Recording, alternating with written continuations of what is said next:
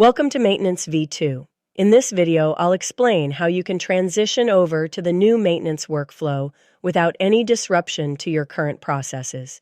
In Maintenance V1, you had 4 simple options for the workflow: open, in progress, completed, and closed. Open issues were things that were reported or not yet started. In Maintenance V2, this is the same. In Maintenance V1, when you wanted to set an issue to in progress, you would click in progress. Now, you click on begin.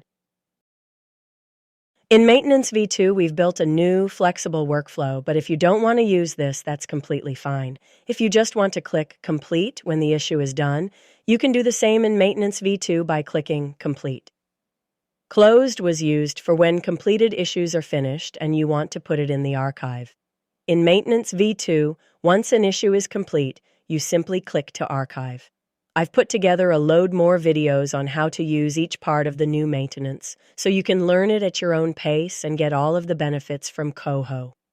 You'll find these in the Reported section.